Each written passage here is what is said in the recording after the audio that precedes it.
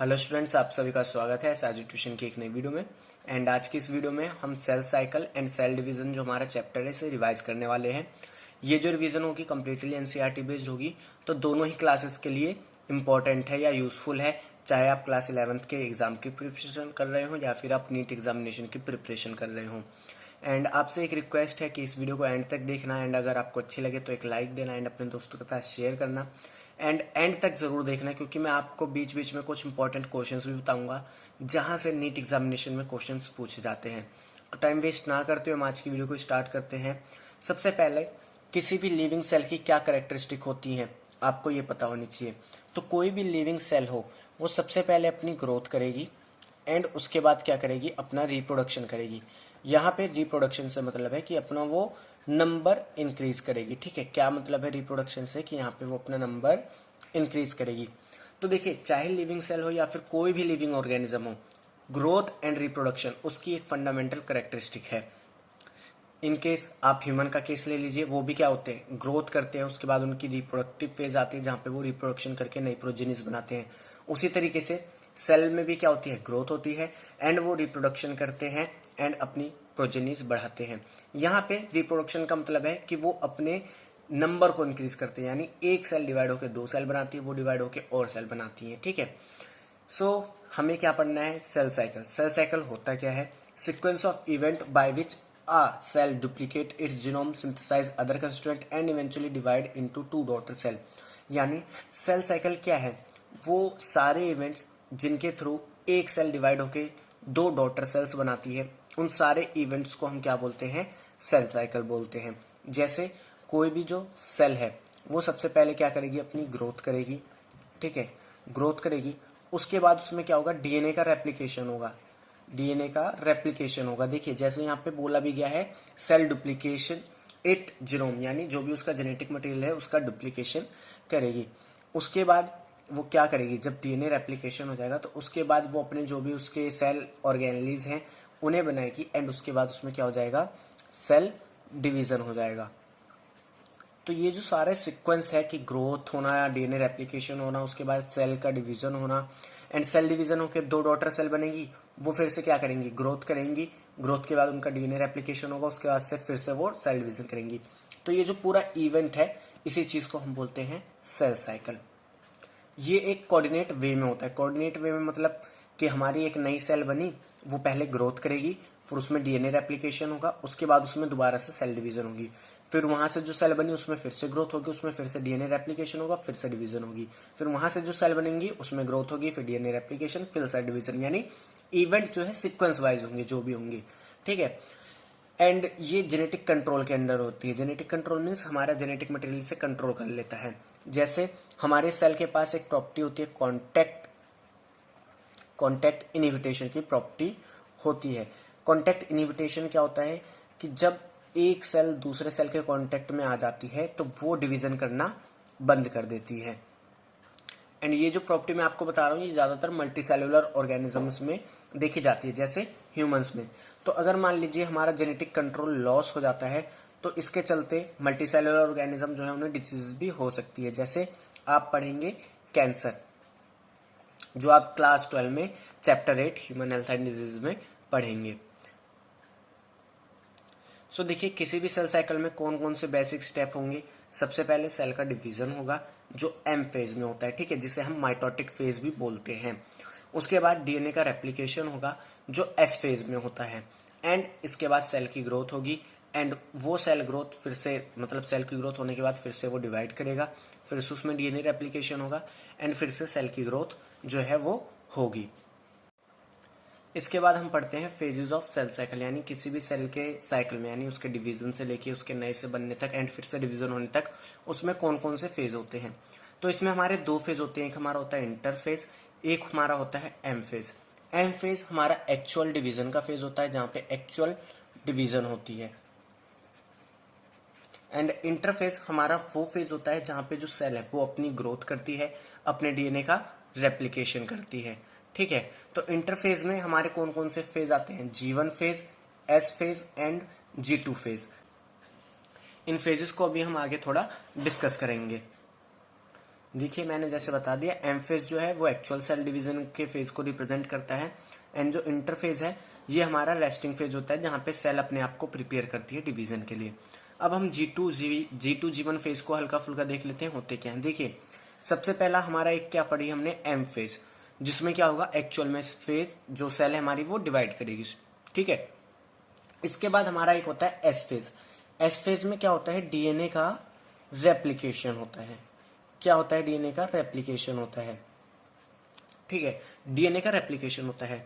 तो देखिए ये जो हमारा एम फेज होता है एंड ये जो हमारा एस फेज होता है, इन दोनों के बीच में जो हमारा गैप होता है उसे हम बोलते हैं G1 फेज या फिर गैप 1 फेज। क्या बोलते हैं इसे हम, G1 फेज या फिर गैप 1 फेज। इसके बाद हमारा आता है G2 फेज। ये क्या होता है कि जब डीएनए का रेप्लिकेशन खत्म हो गया, पूरा कंप्लीट हो गया, उसके बाद से लेके एक्चुअल सेल डिवीजन तक का जो गैप होगा उसे हम बोलेंगे G2 फेज या फिर गैप 2 फेज।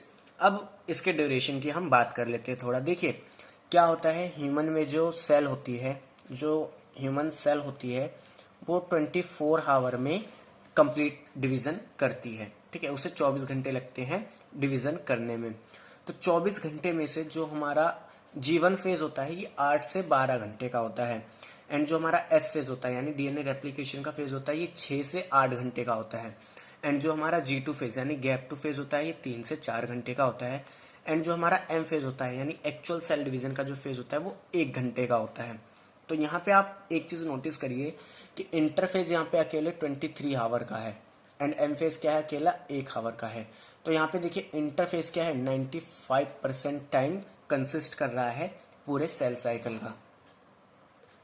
अब देखिए ये जो सेल साइकिल या सेल के डिवीजन होने का जो फेज है ये हर एक ऑर्गेनिज्म में चेंज होता रहता है या हर एक सेल टाइप पे डिपेंड करता है। एग्जांपल के लिए जैसे मैंने अभी बताया, ह्यूमन सेल में आपको कितने 24 घंटे लगते हैं एक सेल को डिवाइड होने में। वहीं अगर हम बात करें किसकी, ईस्ट की, जो क्या है एक फंगी है। फंगी कैसी है, यूनिसेलुलर फंगी है, ठीक है। इसमें आपको लगते हैं 90 मिनट्स। एक कंप्लीट सेल साइकिल के लिए हमें कितने मिनट लगते हैं, 90 मिनट यानी 1.5 घंटा। तो ये जो सेल साइकिल का टाइम है ये वेरी करता रहता है। इसके बाद हम आगे बढ़ते हैं। जो हमारा एम फेज होता है ये 2 पार्ट्स में डिवाइड होता है। 2 पार्ट्स कौन कौन से होते हैं, कैरियोकाइनेसिस। कैरियोकाइनेसिस का मतलब क्या होता है, न्यूक्लियर डिवीजन, यानी जो न्यूक्लियस है एंड उसके अंदर का जो जेनेटिक मटेरियल है या जो भी ऑर्गन्स है वो सब क्या करेंगे, अपना क्या करेंगे, डिवीजन करेंगे, ठीक है। तो यहाँ पे क्या आ जाएगा, न्यूक्लियर डिवीजन यानी न्यूक्लियस में डिवीजन होगा। एंड एक हमारा होता है साइटोकाइनेसिस। साइटोकाइनेसिस का मतलब क्या होता है, साइटोप्लाज्म का डिवीजन, साइटोप्लाज्म का डिवीजन। अब हम G1, S1 and G2 phase को देख लेते हैं कि इनमें क्या होता है एंड कैसे होता है। एंड यहाँ से क्वेश्चन आता है तो इन तीनों फेज को इजिली या ध्यान से देखना। सबसे पहला G1 फेज क्या है, ये इंटरवल है माइटोसिस और डीएनए रेप्लिकेशन के इनिशिएशन का, ठीक है, इंटरवल है ये। उसके बाद इसमें सेल जो है एक्टिव होती है, मेटाबॉलिकली एक्टिव होती है यानी ग्रोथ कर रही होती है। यहाँ पे क्या होता है, डीएनए का रेप्लिकेशन नहीं होता है, इतना याद रखना, डीएनए का रेप्लिकेशन नहीं होता है। G1 फेज में डीएनए का रेप्लिकेशन नहीं होता है। क्या होता है, ट्रांसक्रिप्शन होता है, ट्रांसलेशन होता है। एंड जो भी हमारा डीएनए डैमेज हो जाता है उसकी रिपेयरिंग G1 फेज में होती है। इसके बाद हमारा आता है एस फेज। एस फेज क्या, देखिए इनिशिएशन ऑफ डीएनए रेप्लिकेशन किसमें होता है, G1 फेज में, लेकिन वहां पे रेप्लिकेशन नहीं होता। रेप्लिकेशन होता है डीएनए का एस फेज में। DNA replication take place in S phase. And ये डीएनए का रेप्लिकेशन का होता है न्यूक्लियस के अंदर, क्योंकि डीएनए न्यूक्लियस के अंदर प्रेजेंट होता है। अब हमारी एक और ऑर्गन होता है जिसे हम बोलते हैं सेंट्रियोल, जो हमारी एक स्ट्रक्चर होती है जो सेल के साइटोप्लाज्म में लाई करती है। एस फेज में उस सेंट्रियोल का भी डुप्लीकेशन होता है, यानी वो 1 से 2 हो जाते हैं। Amount of DNA per cell double but chromosome number remain same. S phase में क्या होता है, जो amount of DNA per cell वो डबल हो जाता है, लेकिन जो क्रोमोसोम नंबर है वो सेम रहता है। अगर मान लीजिए किसी सेल के अंदर जो अमाउंट ऑफ डीएनए है वो 2C है एंड जो क्रोमोसोम नंबर है वो भी क्या है, 2C है, तो एस फेज के बाद जो हमारा अमाउंट ऑफ डीएनए होगा वो 4C होगा, लेकिन जो अमाउंट ऑफ क्रोमोसोम होगा वो 2C ही रहेगा। अब देखो यहाँ पे एक एक क्वेश्चन पूछा जाता है बच्चों को कंफ्यूज। अब देखो यहाँ पे बच्चों को कंफ्यूज करने के लिए क्वेश्चन पूछा जाता है गैमेट के रिस्पेक्ट में, ठीक है।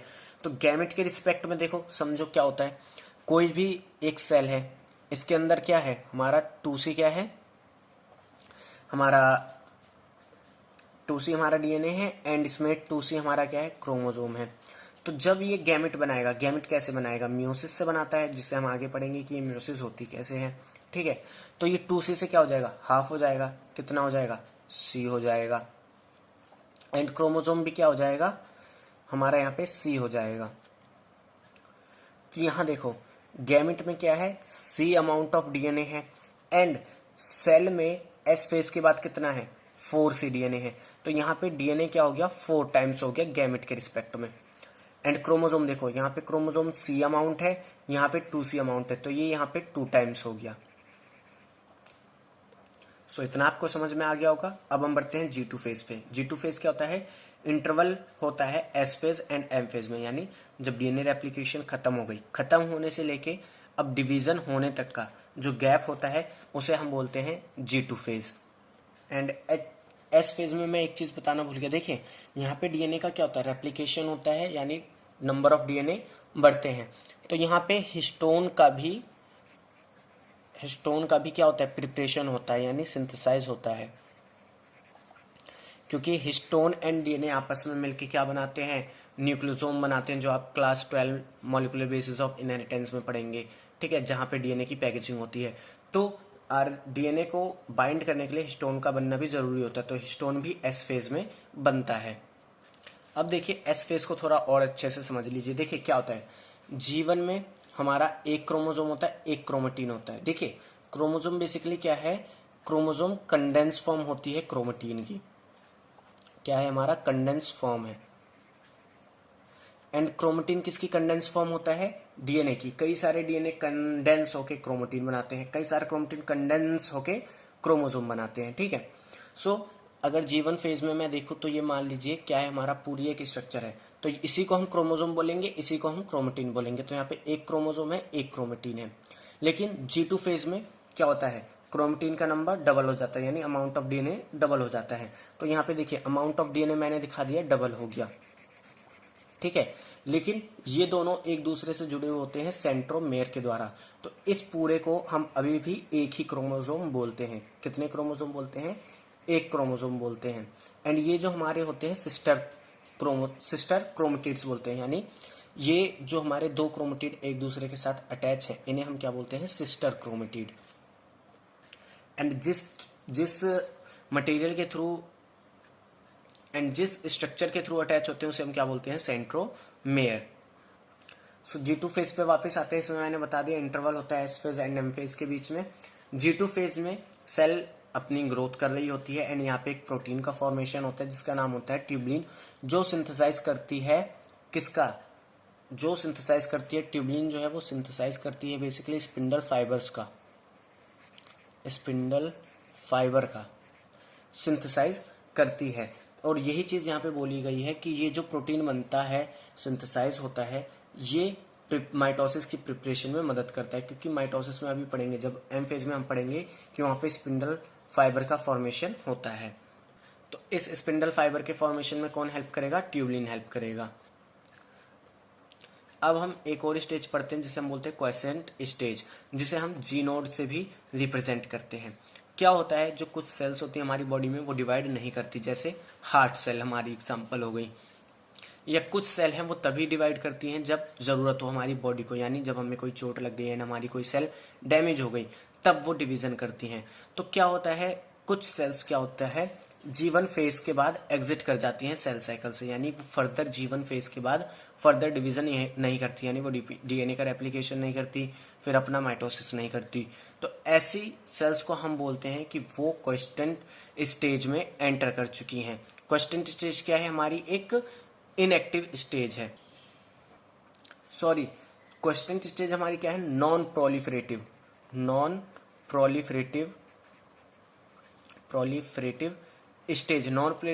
प्रोलिफरेटिव का मतलब क्या होता है कि वहां पे सेल ग्रोथ नहीं करती है, लेकिन वो मेटाबॉलिकली एक्टिव होती है।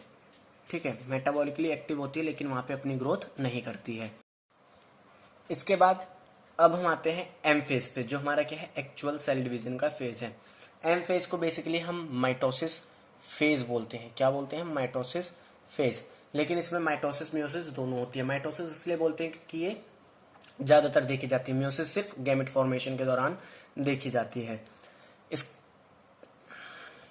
सो एम फेज में हम क्या पढ़ते हैं? Number of chromosome in parent and progeny cell is same, it is also called equational division. देखिए, एम फेज में जब हमारी माइटोसिस होती है तो जो प्रोजेनी बनती है एंड जो पेरेंट्स थे, इन दोनों का जो क्रोमोसोम नंबर होता है वो सेम होता है, इसीलिए हम इसे इक्वेशनल डिवीजन भी बोलते हैं। जैसे ये मान लो मेरी कोई पेरेंट सेल हो गई जिसका क्रोमोसोम नंबर क्या है, 2n। इसमें माइटोसिस हुई तो हमारी 2 डॉटर सेल बनी एंड इनका क्रोमोसोम नंबर भी क्या होगा, 2n होगा। अब देखिए, जो हमारा एम फेज होता है या जो हमारी माइटोसिस होती है, ये 5 फेजेस में डिवाइड होती है। कौन कौन सी? एक हमारा होता है प्रोफेज, थोड़ा मैं दिखा देता हूं। एक हमारा होता है प्रोफेज, एक हमारा होता है मेटाफेज, एक हमारा होता है एनाफेज, एक हमारा होता है टीलोफेज।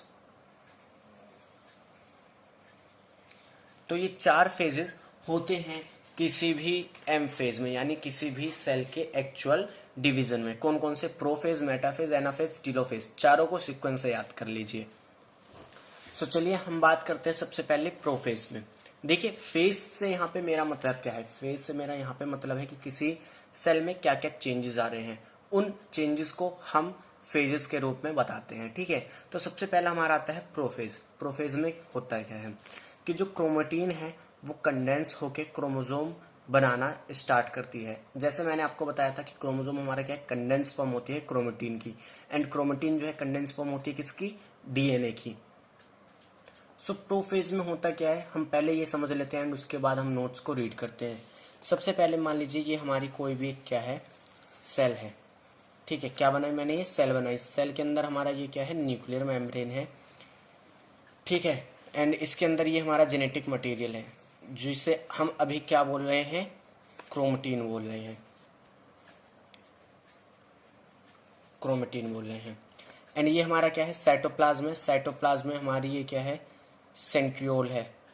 ठीक है, या फिर सेंट्रोमेयर, जो भी बोलना चाहो, सेंट्रियोल या फिर सेंट्रोजोम है। एंड ये कितने नंबर में होंगी, 2 होंगी, क्योंकि एस फेज के बाद ये क्या हो जाती हैं, डबल हो जाती हैं। ठीक है, इस तरीके से स्ट्रक्चर होती है इनकी। तो ये कितनी है, 2 है। तो देखिए प्रोफेज में होता क्या है, प्रोफेज ये हम बना देते हैं इसकी सेल। सो मैंने ये सेल बनाई, ये हमारी न्यूक्लियर मेम्ब्रेन हो गई। अब देखिए होता क्या है कि ये जो हमारी क्रोमेटिन है ये कंडेंस होना स्टार्ट करती है एंड धीरे धीरे क्रोमोसोम का फॉर्मेशन करना स्टार्ट करती है। ठीक है, अभी पूरी तरीके से क्रोमोसोम दिखते नहीं है, लेकिन ये क्या करते हैं, क्रोमोसोम बनाना स्टार्ट करती है। तो ये तो हमारा हो गया एक काम। दूसरा काम क्या होता है, ये जो हमारे सेंट्रोजोम होते हैं या सेंट्रोल्स होते हैं, ये अपोजिट पोल पे मूव करना स्टार्ट कर देते हैं। जैसे यहाँ पे एक जो है ऊपर की तरफ जाएगा, एक नीचे की तरफ रहेगा, तो ये क्या हो जाएगा, अपोजिट पोल्स पे मूव करने लगेंगे। ठीक है, इस तरीके से ये अपोजिट साइड मूव करने लगेंगे। अब देखिए क्या होता है, जब हमारे सेंट्रोजोम है ये अपोजिट पोल पे मूव कर जाते हैं, तो यहाँ पे एक थ्रेड लाइक स्ट्रक्चर बनने लगती है जिसे हम बोलते हैं स्पिंडल फाइबर। तो तीसरा काम यहाँ पे क्या हो रहा है कि स्पिंडल फाइबर जो है यहाँ पे अराइज हो रहे हैं। ठीक है, एंड किसके ऊपर आएंगे, ये सेंट्रियोल के ऊपर। ठीक है, फोर्थ काम इसमें, नेक्स्ट काम क्या होता है, इसके बाद फोर्थ नंबर पे हमारा क्या होता है कि इसके अंदर जो भी हमारे ऑर्गन्स होते हैं, जैसे हमारा न्यूक्लियस। न्यूक्लियस बेसिकली क्या होता है, वो जगह होती है जहाँ पे आरएनए बनता है। ठीक है, न्यूक्लियस जो हमारा होता है, जो हमारा एंडोप्लाज्मिक रेटिकुलम होता है, गोल्गी अपैरेटस होता है, ये सब डिसअपियर होने लगते हैं, यानी गायब होने लगते हैं। चौथा काम ये होता है। पांचवा एंड जो सबसे लास्ट काम होता है इस फेज में, वो ये होता है कि जो सेल एनवलप है, सेल एनवेलप है, या हम कहें ये जो हमारी न्यूक्लियर मेम्ब्रेन है ये डिसइंटीग्रेट करने लग जाती है। ठीक है, जो हमारी न्यूक्लियर मेम्ब्रेन है वो डिसइंटीग्रेट कर जाएगी, यानी टूटने लगेगी। तो सबसे पहले क्या होता है कि जो क्रोमेटिन है वो कंडेंस होकर क्रोमोसोम बनना स्टार्ट करती है, एंड सबसे लास्ट में क्या होता है कि जो हमारी न्यूक्लियर मेम्ब्रेन है वो डिसइंटीग्रेट होना स्टार्ट कर देती है। सो देखो क्या क्या बताया मैंने। क्रोमेटिन स्टार्ट करेगी कंडेंस होना एंड क्रोमोसोम बनाना स्टार्ट करेगी। सेंट्रोसोम या सेंट्रोल मूव करेंगे अपोजिट पोल्स पे। स्पिंडल फाइबर अराइजेस होंगे। ठीक है, chromosome with to chromatid appear, इसे याद करना कोई खास नहीं है। ठीक है, उसके बाद क्या होगा, ER गोल्गी बॉडी न्यूक्लियस ये सब डिसअपियर होने लगेंगे, एंड लास्ट में हमारा जो न्यूक्लियर मेम्ब्रेन है वो टूटना चालू कर देगा। तो यहाँ पे देखिए क्या क्वेश्चन पूछता है, आपसे पूछ लेगा कि क्रोमोसोम जो है वो विजिबल होता है प्रोफेज में। तो ये याद रखना, कई बार कंप्लीटली एंड क्रोमोसोम ये चीज दिक्कत करती है। अगर आपसे बोलता है कि क्रोमोसोम किस फेज में विजिबल होता है तो आप आंसर देंगे प्रोफेज। एंड अगर आपसे पूछता है क्रोमोसोम किस फेज में कंप्लीटली विजिबल होता है, कंप्लीटली वर्ड पे ध्यान देना, कंप्लीटली विजिबल होता है मेटाफेज में। एंड ये चीज एनसीईआरटी भी लिखती है अगर आप एनसीईआरटी को रीड करो तो। उसके बाद आपसे कहे कि स्पिंडल फाइबर कौन सी फेज में दिखते हैं, प्रोफेज में, लेकिन कौन से फेज में वो क्रोमोसोम से अटैच होते हैं, तो ये होता है मेटाफेज में। एंड कई बार पूछ लेता है अर्ली प्रोफेज में क्या होता है, तो अर्ली प्रोफेज में हमारा क्रोमेटिन कंडेंस होकर क्रोमोसोम बनाता है एंड सेंट्रोसोम अपोजिट पोल पे मूव करते हैं। एंड लेट प्रोफेज में क्या होता है, जो हमारी ER गोल्गी बॉडी न्यूक्लियस है ये सब डिसअपियर होती है, एंड जो हमारा न्यूक्लियर मेम्ब्रेन है ये ब्रेक डाउन करना स्टार्ट कर देता है। अब देखिए नेक्स्ट फेज हमारा आता है मेटाफेज। मेटाफेज को हम कैसे रिकॉग्नाइज करें कि किसी भी सेल का जो एम फेज है उसमें ये मेटाफेज है। देखिए जब हमारी न्यूक्लियर मेम्ब्रेन कंप्लीटली टूट जाती है तो उसके बाद जो इवेंट होते हैं वो हमारे आते हैं मेटाफेज में। ठीक है, तो अगर मैं बात कहूं कि मेटाफेज को हम किस तरीके कब आइडेंटिफाई करेंगे, तो मेटाफेज तब आइडेंटिफाई होती है जब न्यूक्लियर मेम्ब्रेन पूरी तरीके से टूट जाती है। अब न्यूक्लियर मेम्ब्रेन अगर पूरी तरीके से टूट गया है तो जो मेटाफेज है इसमें क्रोमोसोम कहाँ लाई करेगा, साइटोप्लाज्म के अंदर लाई करेगा। कहाँ लाई करेगा, साइटोप्लाज्म के अंदर लाई करेगा। एंड मेटाफेज में कंडेंसेशन कंप्लीट हो जाती है जिसकी वजह से हमें कंप्लीट क्रोमोसोम देखने को मिलते हैं, जैसे मैं अभी बता चुका हूँ। तो ये बेस्ट फेज होता है अगर हमें किसी भी क्रोमोसोम के साइज के बारे में स्टडी करनी है, या उसके नंबर के बारे में स्टडी करनी है, या फिर उसके मॉर्फोलॉजी के बारे में स्टडी करनी है। तो आपसे यहाँ से देखो कैसे क्वेश्चन पूछ लेगा कि बोलेगा आप बायोलॉजी के एक साइंटिस्ट हो, आपको क्रोमोसोम के बारे में स्टडी करनी है, तो ऐसे फेज का नाम बताओ जिसमें आपको अच्छे से स्टडी करने का मौका मिले। तो आंसर क्या हो जाएगा, मेटाफेज। इसके बाद हम पढ़ते हैं काइनेटोकोर। काइनेटोकोर क्या होती है, एक स्मॉल डिस्क शेप स्ट्रक्चर होती है जो प्रेजेंट होती है सेंट्रोमेयर पे। सेंट्रोमेयर क्या है, जो दो सिस्टर क्रोमेटिड को आपस में जोड़े रखता है। सेंट्रोमेयर के ऊपर क्या होती है, काइनेटोकोर होती है जहां से आके स्पिंडल फाइबर अटैच होते हैं। ठीक है, सो अब हम मेटाफेज को पढ़ते हैं कि मेटाफेज में होता क्या है। मेटाफेज, तो देखो जैसे मैंने बताया कि ये जो हमारी न्यूक्लियर मेम्ब्रेन है पूरी तरीके से टूट जाएगी, तो मेटाफेज में सिर्फ क्या बचेगा, सेल। ठीक है, इसके अंदर क्रोमोसोम हमारे कंप्लीटली कंडेंस होकर अब हमें ऐसे क्रोमोसोम देखने को मिलेंगे। ठीक है, ये मैं क्रोमोसोम बना रहा हूँ, एंड ये ऊपर नीचे कहीं भी मौजूद हो सकते हैं इस तरीके से। यहाँ पे हमारे क्या है, सेंट्रियोल है, यहाँ पे हमारे क्या है, सेंट्रियोल है। अब देखिए यहाँ पे अगर मैं इस एक स्ट्रक्चर को जूम करता हूँ तो इसकी स्ट्रक्चर देखिए किस तरीके से होती है कि ये हमारा एक क्रोमोसोम है। ठीक है, सॉरी, ये हमारा एक क्रोमेटिड है, ये एक हमारा क्रोमेटिड है। इन्हें हम क्या बोल रहे हैं, सिस्टर क्रोमेटिड। ये एक दूसरे से जुड़े हुए होते हैं किसके द्वारा, काइनेटोकोर के द्वारा। किसके द्वारा, सॉरी, सेंट्रोमेयर के द्वारा। एक दूसरे से किसके थ्रू अटैच होते हैं, सेंट्रोमेयर के द्वारा। एंड ये जो सेंट्रोमेयर होता है इस पे एक स्ट्रक्चर होती है, ये दूसरे पेन से मैं बनाता हूँ। इस पे ये एक ऐसे स्ट्रक्चर होती है जिसे मैं क्या नाम देता हूँ, काइनेटोकोर। क्या नाम देता हूँ इसे, काइनेटोकोर। एंड ये डिस्क शेप की होती है, एंड इसी डिस्क से आके जो हमारे स्पिंडल फाइबर हैं वो अटैच कर जाएंगे। एंड स्पिंडल फाइबर कहाँ से आएंगे, इस सेंट्रियोल से। तो ये सेंट्रियोल से जाके यहाँ पे स्पिंडल फाइबर से ये अटैच कर जाएंगे। ठीक है, कहाँ जाके अटैच करेंगे? काइनेटोकोर से। जैसा यहाँ पे भी मैं दिखा सकता हूँ आपको कि ये हमारा सेंट्रियोल हो गया किसी भी सेल के साइटोप्लाज्म में। ठीक है, एंड यहाँ से स्पिंडल फाइबर इस पे आके अटैच हो जाएंगे।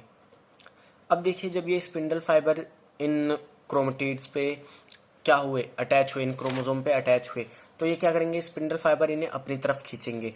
ये जिससे अटैच हुआ होगा इसे अपनी तरफ खींचेगा, ये इसे अपनी तरफ खींचेगा। ठीक है, तो यहाँ पे देखो होता क्या है, ये इस तरीके से होता है कि एक ही क्रोमोसोम से दो स्पिंडल फाइबर आके अटैच हुए होते हैं। एक क्रोमोसोम से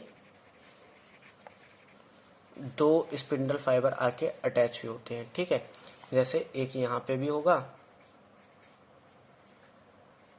ठीक है, एंड यहाँ से भी एक स्पिंडल फाइबर आके अटैच हो रहा होगा।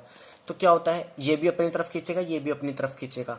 तो इस खींचतान की वजह से जो हमारे क्रोमोसोम हैं वो क्या होंगे? ऐसे सेंटर में अलाइन कर जाएंगे।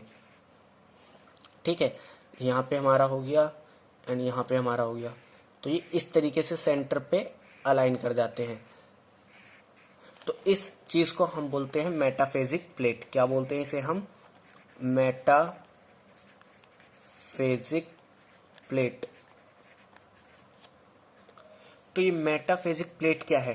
Plane of alignment of chromosome. ठीक है, यानी वो प्लेन जिसमें क्रोमोसोम अलाइन कर रहे हैं मेटाफेज के अंदर, उसे हम क्या नाम देते हैं? Metaphasic plate. तो यही कैरेक्टरिस्टिक है मेटाफेज की, क्या कि यहाँ पे हमें मेटाफेजिक प्लेट देखने को मिलती है। काइनेटोकोर में आपको बता चुका हूँ, स्टार्टिंग का बता चुका हूँ। अब हम आते हैं एनाफेज पे। एनाफेज में होता क्या है कि जो सिस्टर क्रोमेटिड हैं वो सेपरेट हो जाते हैं एक दूसरे से एंड मूव करने लग जाते हैं अपोजिट पोल की तरफ। जैसे आप देखिए यहाँ पे ये क्या हो गए, अपने मेटाफिजिक प्लेट पे लाइन हो गए, लेकिन अभी भी ये क्या, स्पिंडल फाइबर इन्हें अपनी तरफ खींचेंगे। तो स्पिंडल फाइबर अपनी तरफ जब इन्हें खींचेंगे तो ये स्पिंडल फाइबर हो गए, सेंट्रियोल हो गए, स्पिंडल फाइबर हो गए, तो ये इन्हें अपनी तरफ ऐसे खींचने लगेंगे। तो एक सिस्टर क्रोमेटिड इनके पास चला जाएगा जिससे ये अटैच होंगे, एक दूसरे के पास चला जाएगा जिससे जो अटैच होगा, तो ये उनकी तरफ मूव करने लगेंगे। ये वाले इधर एंड ये वाले इधर मूव करने लगेंगे। ठीक है, based on the position of centromere chromosome are of 4 type. अब देखिए यहाँ पे एक चीज आपको बताई गई है कि सेंट्रोमियर की पोजीशन के बेसिस पे जो क्रोमोसोम है वो 4 तरीके के होते हैं। एक हमारा होता है मेटासेंट्रिक, जिसमें जो हमारा सेंट्रोमियर है बिल्कुल सेंटर में प्रेजेंट होता है। एक हमारा होता है सब मेटासेंट्रिक। सब मेटासेंट्रिक में क्या होता है, क्रोमोसोम हमारा हल्का सा लेफ्ट या फिर हल्का सा राइट होता है। एक्रोसेंट्रिक क्या होता है कि वो सब मेटासेंट्रिक से भी और थोड़ा लेफ्ट राइट होता है। ठीक है, टीलोसेंट्रिक में क्या होता है, एकदम टर्मिनल पे होता है, यानी एकदम एंड में होता है। ठीक है, तो अगर देखिए कोई सेंट्रोमर कहाँ मेटासेंट्रिक पे प्रेजेंट है, तो जब उसे स्पिंडल फाइबर अपनी तरफ खींचेंगे तो वहां पे वी शेप्ड स्ट्रक्चर बनती है, क्योंकि मान लीजिए ये कोई हमारा क्या है, एक स्ट्रक्चर है एंड यहाँ सेंटर पे इस पे कुछ लगा है, एंड जब इसे मैं यहाँ से खींचूंगा तो ये इसी तरीके से खींचा जाएगा, तो ये क्या हो जाएगा, वी शेप्ड हो जाएगा। इसी तरीके से अगर मान लीजिए ये एक हमारा सिस्टर क्रोमेटिड है या एक क्रोमेटिड है एंड यहाँ पे हमारा क्या है, काइनेटोकोर लगाएंगे, यहाँ से मैं इसे खींचता हूँ तो ये देखिए ये छोटा है तो ये इस तरीके से बेंड कर जाएगा एंड यहाँ पे एल शेप स्ट्रक्चर बन गई। इसी तरीके से एक्रोसेंट्रिक में हमारी जे शेप स्ट्रक्चर बनती है, टीलोसेंट्रिक में हमारी आई शेप स्ट्रक्चर बनती है। इसके बाद हमारा आता है टीलोफेज। टीलोफेज में देखो क्या होता है, अब देखो एनाफेज के खत्म होने तक क्या होता है कि जो हमारे क्रोमेटिन है वो अपने अपने पोल पे पहुंच जाते हैं। ठीक है, तो टीलोफेज में क्या होता है कि जो क्रोमेटिन है वो डीकंडेंस यानी दोबारा से खुलने लगते हैं एंड क्रोमेटिन का फॉर्मेशन करते हैं। कौन, हमारे क्रोमोसोम। उसके बाद जब वो कंडेंस होके क्रोमेटिन बनाने लगते हैं तो उसके बाद हमें न्यूक्लियर मेम्ब्रेन दिखने लगती है, उस एंड जो स्पिंडल फाइबर है वो डिसअपियर होने लगते हैं, ईआर गोल्डी बॉडी ये सब रीअपियर होने लगती है एंड एट द एंड हमें दो न्यूक्लियस अपोजिट अपोजिट पोल पे देखने को मिल जाते हैं। जैसे ये अगर कोई सेल है तो एक न्यूक्लियस हमें इस यहाँ देखने को मिलता है, एक न्यूक्लियस हमें इस पोल पे देखने को मिलता है। सो इसके बाद हमारा आता है साइटोकाइनेसिस। अभी तक हमने जो पढ़ा एम फेज में वो क्या था, कैरियोकाइनेसिस की न्यूक्लियस का डिवीजन कैसे हो रहा है। ठीक है, उसमें हमने 4 फेज पढ़े, कौन कौन से, prophase, metaphase, anaphase and telophase. अब हम पढ़ते हैं साइटोकाइनेसिस यानी साइटोप्लाज्म का डिवीजन कैसे होगा। तो ये होता है हमारा एनिमल सेल में हमारा जो मेथड होता है उसे हम बोलते हैं क्लीवेज मेथड, एंड जो हमारा प्लांट सेल में मेथड होता है इसे हम बोलते हैं सेल प्लेट मेथड। सबसे पहले एनिमल मेथड में हम क्लीवेज मेथड की बात कर लेते हैं। एनिमल सेल में इसमें क्या होता है कि हमें प्लाज्मा मेम्ब्रेन जो है उसमें फोरो देखने को मिलती है। जैसे ये दो सेल है, एक सेल है, इसमें ये दो न्यूक्लियस है, तो ये कुछ इस तरीके से देखने को मिलता है, ये फ्रो देखने को मिलती है,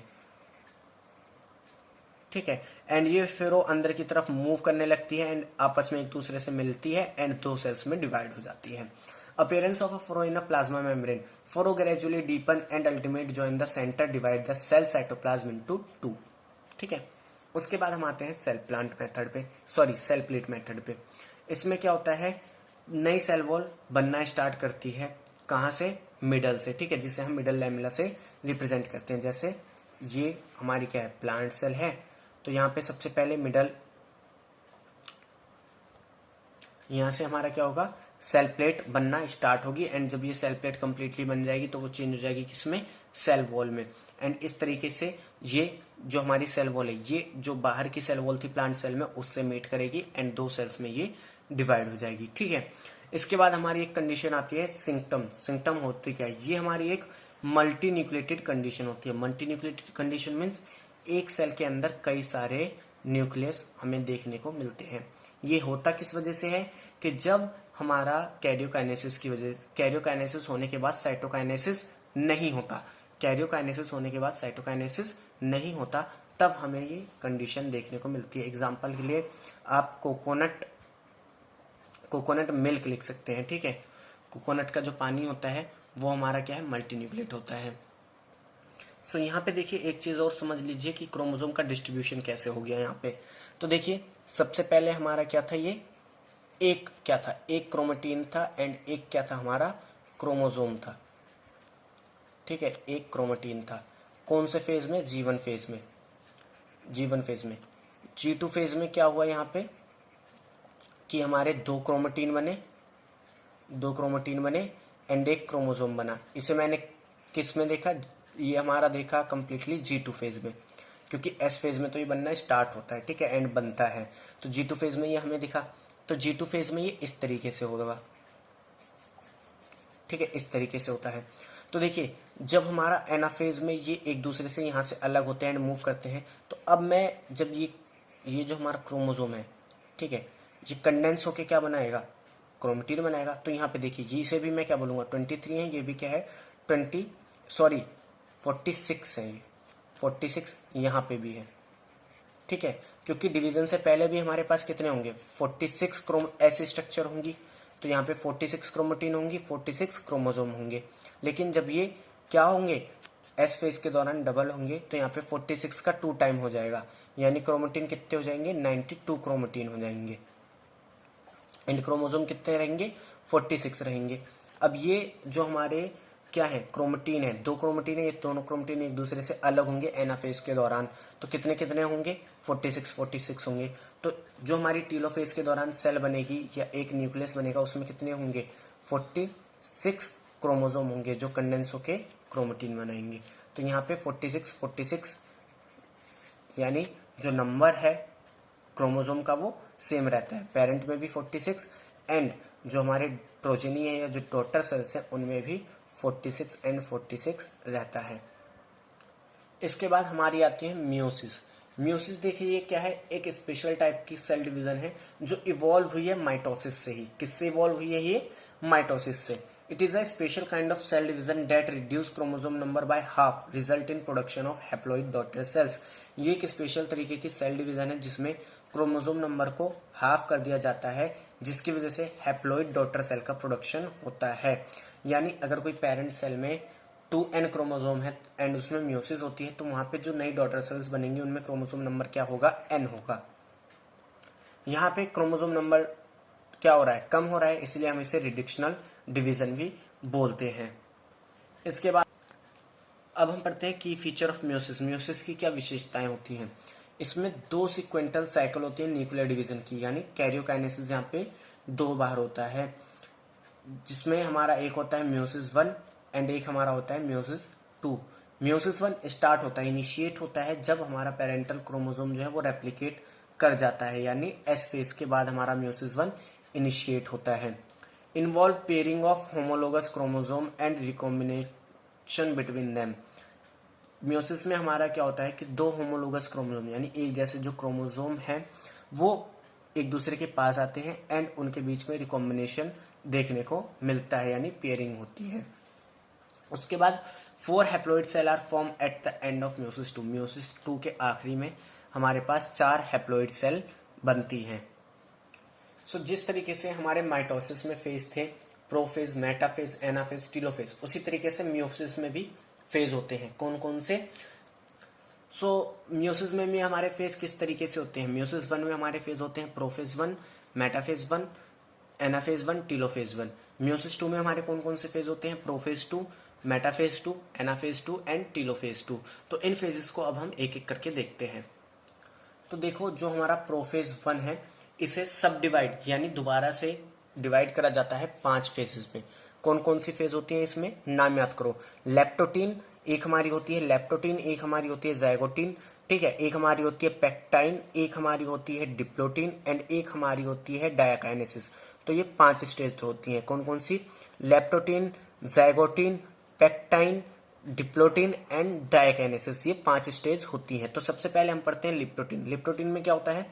क्रोमेटिन कंडेंस करता है इस पूरे फेज में, ठीक है। उसके बाद हमारा आता है जाइगोटीन। जाइगोटीन फेज में क्या होते हैं? क्रोमोसोम हमें दिखना स्टार्ट हो जाते हैं एंड जो क्रोमोसोम हमें दिखते हैं ये पेयरिंग करके होमोलोगस क्रोमोसोम बनाते हैं।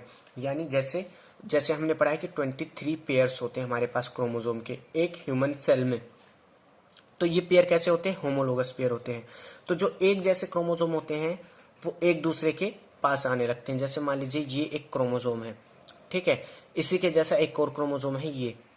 तो ये दोनों क्रोमोसोम एक दूसरे के पास आने लगते हैं एंड इन दोनों क्रोमोसोम को हम क्या बोलते हैं? Homologous chromosome. Homologous chromosome. तो ये क्या होता है? दोनों क्रोमोसोम एक दूसरे के पास आने लगते हैं, इन्हें हम बोलते हैं होमोलोगस क्रोमोसोम एंड इनकी यहाँ पे पेयरिंग होने लग जाती है। एंड जो पेयरिंग का प्रोसेस होता है उसे हम बोलते हैं सिनेप्सिस, जिसकी वजह से हमें बाइवेलेंट एंड टेट्राड जैसे जाइगोटिन समझते हैं। जाइगोटिन में हम कि होता क्या है, देखिए जैसे मान लीजिए ये एक हमारा क्रोमोसोम है, बना देता हूं मैं, एंड ये हमारा एक क्रोमोसोम है। तो ये दोनों क्रोमोसोम एक दूसरे के पास आने लग जाते हैं एंड ये एक दूसरे के होमोलोगस होते हैं, यानी एक दूसरे के सिमिलर होते हैं एंड इसे हम बोलते हैं ये एक पेयर है हमारा, ठीक है। इसी तरीके से ह्यूमन में 23 पेयर्स होते हैं होमोलोगस क्रोमोसोम के। तो ये दोनों एक दूसरे के पास आते हैं एंड पेयरिंग करने लगते हैं। पेयरिंग करने के लिए इनके बीच में एक हमारा कॉम्प्लेक्स आता है, ठीक है, एक हमारा कॉम्प्लेक्स आता है जिसे हम बोलते हैं सिनिप्टोनीमल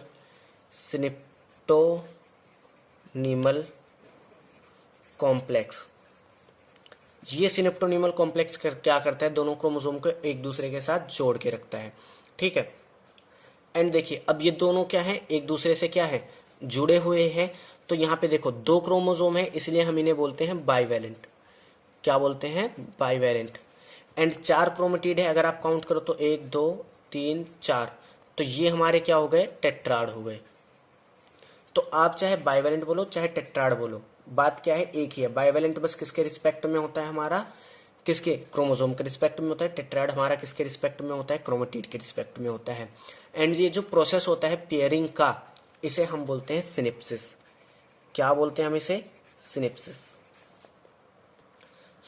ज़ाइगोटिन में हमारा क्या होता है? बाइवेलेंट या फिर टेट्राड बनते हैं एंड 2 होमोलोगस क्रोमोसोम के बीच में सिनेप्टोनीमल कॉम्प्लेक्स आता है जो क्या करता है? दोनों क्रोमोसोम को इकट्ठे रहने में मदद करता है। तो ये काफी इंपॉर्टेंट फेजेस हैं क्योंकि यहाँ से कई बार नीट एग्जामिनेशन में क्वेश्चन आता ही आता है। इसके बाद हमारा जो फेज आता है वो होता है पैक्टिन। पैक्टिन में क्या होता है? क्रॉसिंग ओवर होता है। क्रॉसिंग ओवर किनके बीच में होता है? नॉन सिस्टर क्रोमेटिड के बीच में। अगर आप एनसीईआरटी पढ़ें तो वो बोलता है कि नॉन सिस्टर जो क्रोमेटिड होते हैं, नॉन सिस्टर जो हमारे क्रोमेटिड होते हैं होमोलोगस क्रोमोसोम के उनमें क्या होता है? क्रॉसिंग ओवर होता है। अब इस बात को हम समझते हैं थोड़ा कि यहाँ पे ये बताना क्या चाह रहा है। देखिए ये हमारा क्या है? ये इस तरीके से मान लीजिए ये हमारा क्या है? यहाँ पे देखिए समझते हैं इस बात को हम। जैसे मान लीजिए यहाँ पे ये हमारा क्या है, क्रोमोजोम है, एंड ये हमारा क्या है, दूसरा क्रोमोजोम है। तो ये हमारे क्या है, होमोलोगस क्रोमोजोम है, होमोलोगस क्रोमोजोम है। इनको मैं क्या बोलूँगा, ये हमारे क्या है, सिस्टर क्रोमेटिड है। ठीक है, इसी तरीके से ये भी हमारे क्या है, सिस्टर क्रोमेटिड है।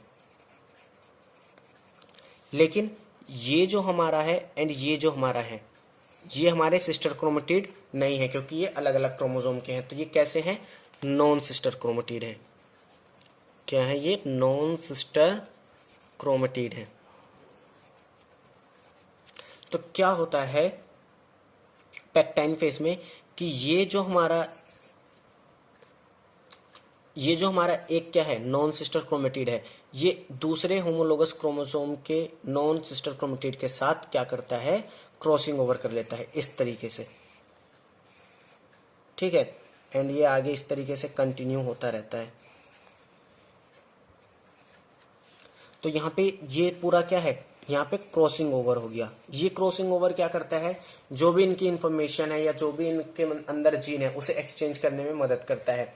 इस चीज़ को आप और अच्छे से समझेंगे chapter 6 molecular basis of inheritance में, इसलिए हम यहाँ पे ज़्यादा डिस्कस नहीं कर रहे हैं। एंड वैसे भी ये हमारी रिवीजन सीरीज है तो इसमें हम और ज़्यादा एक्सप्लेन नहीं कर सकते। तो यहाँ पे क्या होता है, ये दोनों एक दूसरे के साथ क्रॉसिंग कर लेते हैं। ठीक है, अब क्रॉसिंग करने की वजह से क्या होता है, जो भी इनका जेनेटिक इन्फॉर्मेशन है वो एक दूसरे के साथ एक्सचेंज होने लगता है। अब देखिए ये जो हमारे पॉइंट होते हैं, मैं एक दूसरे कलर से हाईलाइट कर देता हूँ इन पॉइंट्स को।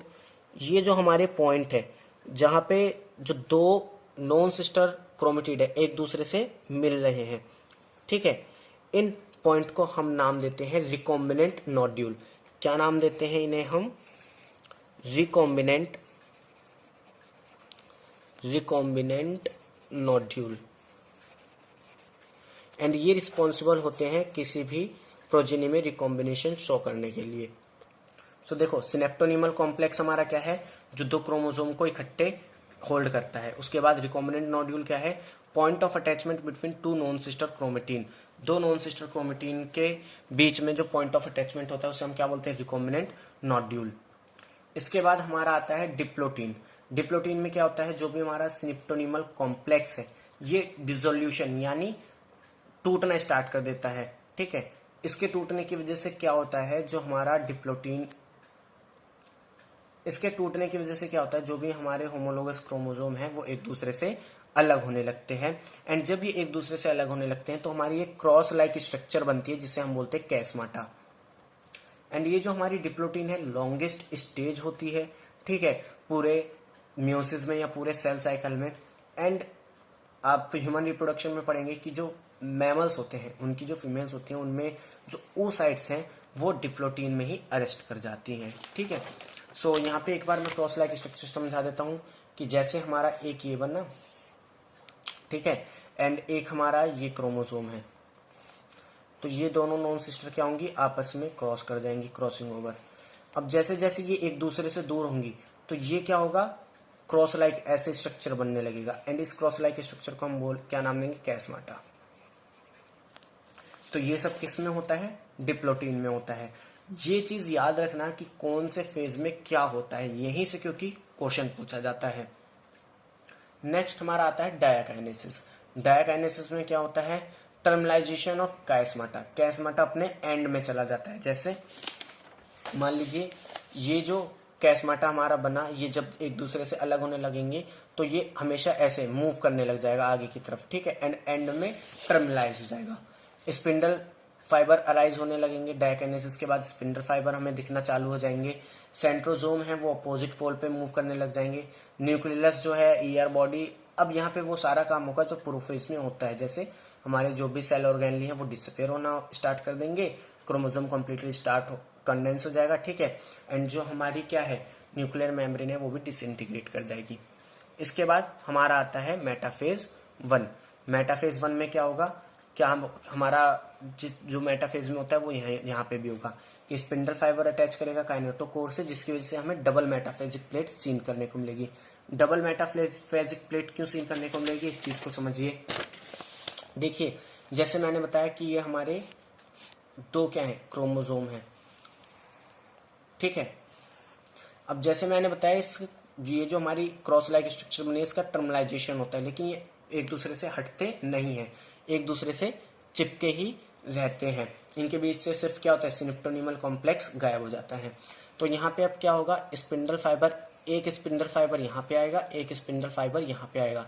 तो यहाँ पे आप देखो 2 क्रोमोसोम हैं एंड हमारे क्या हैं, 2 स्पिंडल फाइबर हैं। तो यहाँ पे इस तरीके से ये सेल, ये हमारा एक हो गया, इसी तरीके से हमारा दूसरा क्रोमोसोम भी आ जाएगा, ठीक है। इसी तरीके से हमारा नेक्स्ट आ जाएगा, इसी के आगे नेक्स्ट। तो यहाँ पे ऐसे ये एक ऐसे डबल मेटाफ्लेजिक प्लेट हमें सीन होगी। इसके बाद हमारा आता है एनाफेज 1। एनाफेज 1 में क्या होता है, डिसजंक्शन, यानी जो हमारे दोनों होमोलोगस क्रोमोसोम है एक दूसरे से अलग होते हैं, इनका सेग्रीगेशन होता है, ठीक है। मीन्स ये मान लीजिए मेटाफेज है, मेटाफेज है। एनाफेज में क्या होगा, ये दोनों क्रोमोसोम एक दूसरे से अलग होकर अपोजिट पोल पे मूव कर जाएंगे। अब देखिए मियोसिस के लिए यहाँ पे 2 जगह वेरिएशन, यानी वेरिएशन के लिए यहाँ पे 2 जगह हुई। कौन कौन सी, पेक्टाइन, पेक्टाइन में क्या हुआ, क्रॉसिंग ओवर हुआ, जिसकी वजह से इन्फॉर्मेशन चेंज हुई एंड रिकॉम्बिनेशन देखने को मिला। ये जो भी मैं रिकॉम्बिनेशन बोल रहा हूँ, ये आप chapter 6 molecular basis of inheritance में आसानी से समझेंगे। तो यहाँ पे अभी बस ये समझ लो रिकॉम्बिनेशन नाम की कोई चीज होती है। उसके बाद हमारा एनाफेज 1, एनाफेज में हमारा क्या होता है, सेग्रीगेशन जो है वो इंडिपेंडेंट होता है। इंडिपेंडेंट का मतलब देखो मैं हल्का सा समझा देता हूँ। यहाँ पे मान लीजिए ए जीन है, कैपिटल ए है, ठीक है। इस वाले पे एंड इस वाले पे क्या है, स्मॉल ए है, ठीक है। यहाँ पे कैपिटल ए है।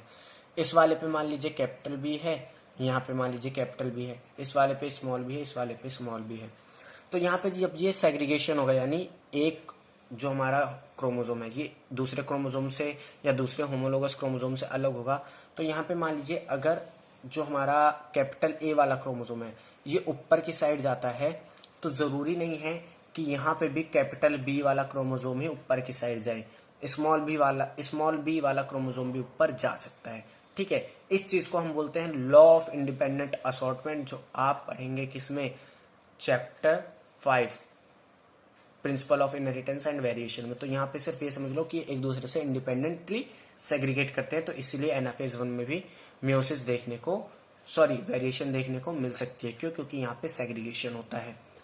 इसके बाद हमारा आता है टीलोफेज 1। टीलोफेज 1 में क्या होगा, ये जो हमारा क्रोमोसोम यहाँ पे बना, ये कंडेंस होकर क्रोमेटिन बनना स्टार्ट करेगा एंड इसके बाद यहाँ पे न्यूक्लियर मेम्ब्रेन आ जाएगी। इसके बाद हमारा एक आता है इंटरकाइनेसिस। इंटरकाइनेसिस होता क्या है, ये हमारा फेज होता है, phase between meiosis 1 and meiosis 2। Meiosis 1 and meiosis 2 के बीच में जो टाइम होता है उसे हम बोलते हैं इंटरकाइनेसिस। एंड ये शॉर्ट लिव्ड होता है, बहुत थोड़े समय के लिए होता है, शॉर्ट लिव्ड, ठीक है। अब यहाँ पे आपको क्या रखना है कि यहाँ पे डीएनए डबल नहीं होता, यानी एम फेज से पहले एक बार जब डीएनए डबल हो गया तो हो गया, 2 बार डीएनए डबल नहीं होता। यहाँ पे सिर्फ क्या होती है, डिवीजन 2 बार होती है, लेकिन डीएनए डबल एक ही बार होता है। उसके बाद सेंट्रियोल यहाँ पे डबल कर जाता है, सेंट्रियोल यहाँ पे डबल होता है। अब एक चीज और समझो, देखो मैंने यहाँ पे बताया टीलोफेज में क्रोमोसोम डीकंडेंस करके क्रोमेटिन बनाना स्टार्ट करता है, ठीक है। लेकिन ये जो क्रोमेटिन है ये पूरी तरीके से नहीं बनता। क्यों नहीं बनता, क्योंकि प्रोफेज 2 में उसे फिर से खुलना है। तो इसीलिए यहाँ पे जो हमारा क्या है, जो हमारा क्रोमेटिन है वो कंप्लीटली फॉर्म नहीं होता। वही चीज यहाँ पे बताई गई है, DNA not come in completely in disperse stage, यानी वो अपने डिस्पर्जन स्टेज में कंप्लीटली नहीं आता। इसके बाद हम मियोसिस 2 पढ़ते हैं, जो पूरी तरीके से माइटोसिस जैसी होती है, माइटोसिस लाइक होती है। एनएनसीईआरटी भी इस बात को बोलती है। इनमें देखो क्या हुआ कि क्रोमेटिन कंडेंस होगा, सेंट्रियोल मूव करेंगे अपोजिट पोल पे एंड स्पिंडल फाइबर मूव करेंगे एंड स्पिंडल फाइबर फॉर्म्ड होंगे। यानी देखो इसमें अभी भी क्या है, ये 2 हमारे क्या है, 2 हमारे क्या है, क्रोमेटिड है, एक हमारा क्या है, क्रोमोसोम है। तो यहाँ पे अब इस एक क्रोमोसोम को लेके पूरा ये वाला स्ट्रक्चर हमारा देख लो, कौन सा, ये वाला, कि यहाँ पे क्रोमोसोम बना, फिर ये मेटाफेजिक प्लेट पे अलाइन होगा, ठीक है। जैसा हम मेटाफेज 2 में देखते हैं कि chromosome come on metaphasic plate. Anaphase 2 में क्या होगा, non identical sister chromatid separate and move toward pole. अब देखो मैंने यहाँ पे नॉन आइडेंटिकल सिस्टर क्रोमेटिड क्यों लिखा, इसलिए लिखा क्योंकि क्रॉसिंग ओवर के दौरान दोनों का जेनेटिक मटेरियल एक दूसरे के साथ चेंज हो गया, तो वहां पे अब वो आइडेंटिकल नहीं रह गई हैं, आइडेंटिकल नहीं रह गई हैं, इसलिए मैंने इन्हें क्या बोला, नॉन आइडेंटिकल सिस्टर क्रोमेटिड। ठीक है, तो ये एक दूसरे से सेपरेट करेंगी एंड अपोजिट पोल पे मूव करेंगी, एंड जब वो अपोजिट पोल पे कंप्लीटली पहुंच जाएंगी तो क्या होगा कि ये जो क्रोमोसोम होंगे डिकंडेंस होकर क्रोमेटिन बना देंगे, एंड उसके बाद हमारा कैरियोकाइनेसिस होगा एंड 4 हैप्लॉइड सेल हमारे बन जाएंगे। ठीक है, तो अब यहाँ पे हम बात कर लेते हैं थोड़ा टाइप ऑफ म्योसिस की। तो म्योसिस देखिए 3 तरीके की होती है। एक हमारी होती है जाइगोटिक म्योसिस, जो यानी ऐसी म्योसिस जो जाइगोट में देखी जाती है। इसका आप एग्जांपल एल्गी एंड फंगी ले सकते हैं, एंड जब आप एल्गी एंड फंगी के बारे में पढ़ते हैं क्लास 11th में, ठीक है, तो आप देखते हैं।